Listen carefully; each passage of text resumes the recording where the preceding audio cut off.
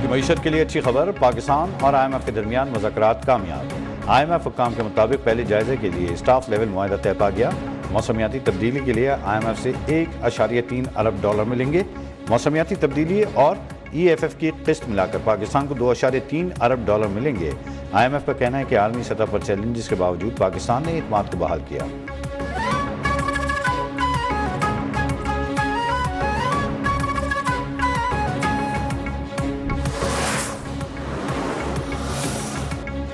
حکومت کا پاکستانی صحافیوں کے اسرائیل جانے سے متعلق رپورٹس کا نوٹس۔ ترجمان دفتر خارجہ کے مطابق پاکستانی پاسپورٹ پر واضح طور پر درج ہے یہ اسرائیل کے سفر کے لیے کارآمد نہیں، لہٰذا موجودہ قوانین کے تحت کوئی ایسا دورہ ممکن ہی نہیں اور نہ ہی پاکستان کا اسرائیل کے حوالے سے کوئی موقف تبدیل ہوا۔ واضح کیا پاکستان اسرائیل کو تسلیم نہیں کرتا۔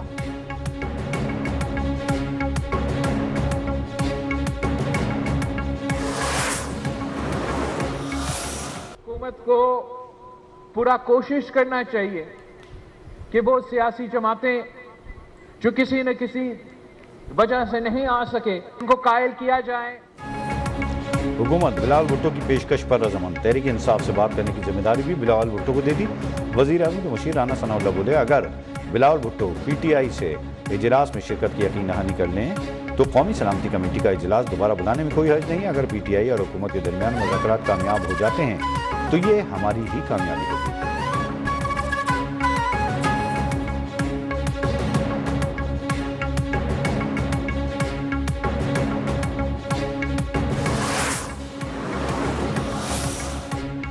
بانی پی ٹی آئی سے اڈیالہ جیل میں پارٹی رہنما اور وکلاء کی ملاقات۔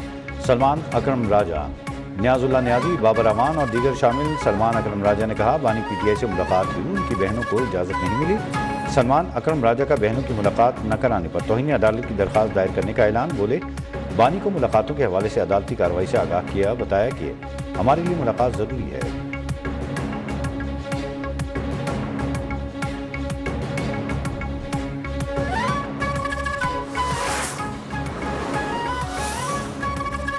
آرمی چیف جنرل سعید عاصم منیر کی والدہ ماجدہ آرمی قبرستان میں سپرد خاک۔ آرمی چیف نے والدہ کی نماز جنازہ خود پڑھائی۔ نماز جنازہ میں صدر، وزیر اعظم نواز شریف، یوسف رضا گیلانی، ایاز صادق کی شرکت۔ وزیر دفاع، وزیر داخلہ سمیت دیگر اہم سیاسی شخصیات، سفارتکار، اعلیٰ عسکری حکام بھی شریک ہوئے۔ سابق آرمی چیف قمر جاوید باجوہ، اشفاق پرویز کیانی کی بھی شرکت۔ ملکی قیادت کی army chief general Asim Munir سے تعزیت، والدہ کی درجات کی بلندی کے لیے دعا۔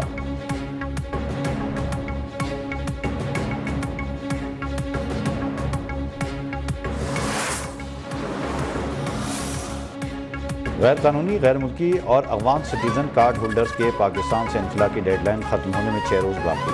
25 مارچ تک 8,77,220 غیر قانونی افغان باشندے واپس جا چکے ہیں۔ حکومت پاکستان کے انخلاء کے دوران کسی سے بدسلوکی نہ ہونے کی یقین دہانی۔ جانے والوں کے لیے خوراک اور طبی سہولیات کی انتظامات۔ ڈیڈ لائن کے بعد سخت کارروائی عمل میں لائی جائے گی۔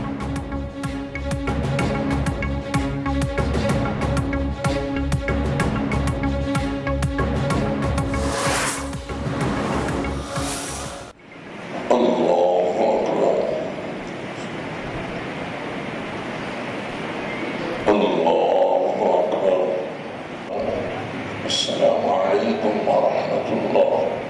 السلام علیکم ورحمۃ اللہ۔ کراچی میں ملیر حال ٹریفک حادثے میں جاں بحق میاں بیوی اور 9 مولود کی مقامی قبرستان میں تدفین۔ امیر جماعت اسلامی کراچی منم ظفر، پی ٹی آئی رہنما عالمگیر خان، حلیم عادل شیخ سمیت دیگر کی نماز جنازہ میں شرکت۔ واقعے کی ابتدائی تفتیش میں ہوش شبہ انکشافات۔ ڈرائیور کی بریک فیل ہونے کا دعویٰ مسترد۔ ڈرائیور رحیم بخش تیز رفتاری کے باعث واٹر ٹینکر کا کنٹرول کھو بیٹھا تھا۔ واٹر ٹینکر نے ایک ہائی ایس اور 2 موٹر سائیکلوں کو بھی نقصان پہنچایا۔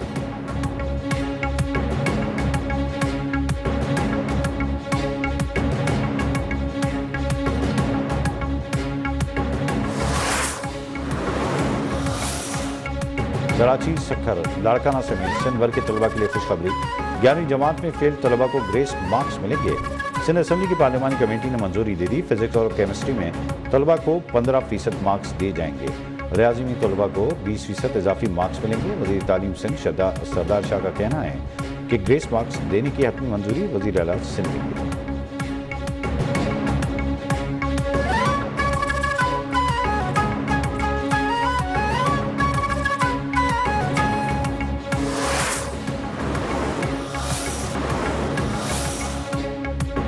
دریا سندھ میں کینالز کی تعمیر نامنظور، کراچی لاڑکانہ سمیت سندھ کے مختلف شہروں میں پیپلز پارٹی کے احتجاجی مظاہرے، ریلیاں نکالی، انڈس ہائی وے پر دھرنا دیا۔ کراچی میں پیپلز پارٹی کی سندھ اسمبلی سے پریس کلب تک ریلی، سینیٹر اظہر ربانی نے کہا وفاقی حکومت ہوش کے ناخن لے، کینال بنانے کا فیصلہ واپس لے۔ رہنماؤں نے کہا کسی صورت متنازع کینالز کی اجازت نہیں دیں گے، نئی نہروں سے سندھ کی زمین بنجر ہو جائے گی۔ بلال بھٹو 4 اپریل کے جلسے کے بعد عوام کو متحرک کریں گے۔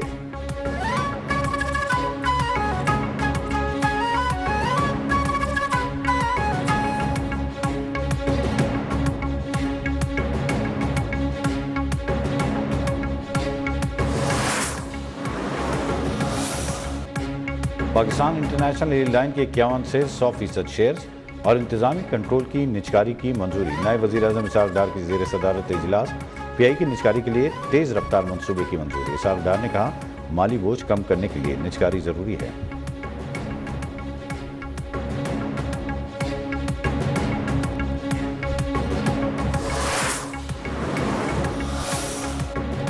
او جی ڈی سی ایل نے ریکارڈک فیزیبلٹی اسٹڈی مکمل کری، 62 کروڑ 70 لاکھ ڈالر کی سرمایہ کاری کی تصدیق۔ بورڈ نے ریکارڈک کے لیے فنانسنگ انتظامات کی منظوری دے دی، پہلے مرحلے کی ترقی کے لیے 3 ارب ڈالر کی سرمایہ کاری کی منظوری۔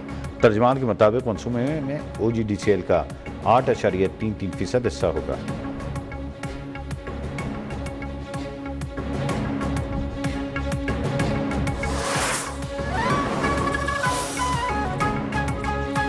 جلد بجلی کی قیمتوں میں کمی کر دی جائے گی، وفاقی وزیر توانائی اویس لغانی نے خوشخبری سنا دی، کہا ماضی کی حکومتوں کی طرح نہیں، ہم بجلی کی قیمت میں کمی کا وعدہ پورا کریں گے۔ الیکٹرک چارجنگ یونٹ کو 71 روپے سے کم کر کے 39 روپے کر دیا، بجلی نرخوں میں مزید کمی کی جائے گی۔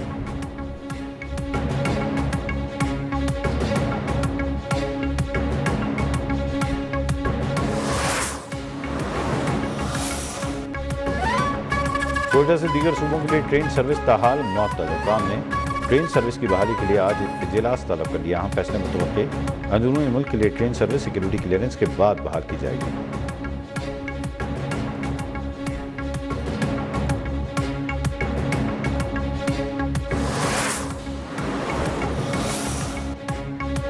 بلوچستان کے 28 محکموں کے لیے 428 سرکاری ملازمین کی دوہری ملازمت کا انکشاف، وزیر اعلیٰ سرفراز بگٹی کا ملازمین کے خلاف کارروائی کا حکم، سرکاری گاڑیاں واپس نہ کرنے والے افسران کے خلاف ایف آئی آر درج کرنے کی ہدایت۔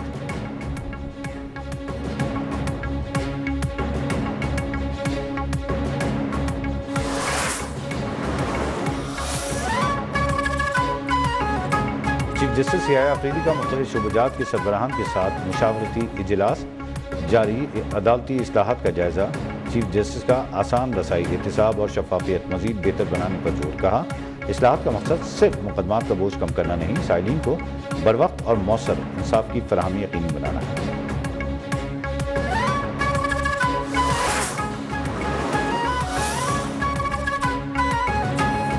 لاہور سمیت پنجاب کے شہریوں سے سرمایہ کاری کے نام پر اربوں کا فراڈ، 400 سے زائد افراد، خاتون اور اس کے ساتھی عدنان سہیل کے فراڈ کا شکار، درجنوں مقدمات درج ہونے کے باوجود خاتون بیٹے اور ساتھی عدنان سہیل کو گرفتار نہیں کیا جا سکا۔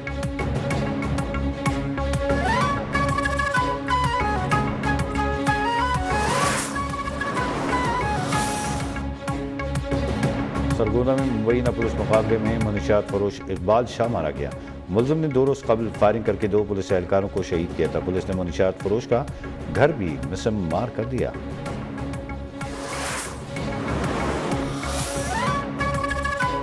ڈیرہ اسماعیل خان کے نواحی گاؤں میں گلی کے تنازع پر فائرنگ، 4 افراد جاں بحق، 4 شدید زخمی، ہسپتال منتقل۔ پولیس کے مطابق متوفین کی شناخت غلام یاسین، محمد امیر، ثناء اللہ اور نصر اللہ کے نام سے ہوئی۔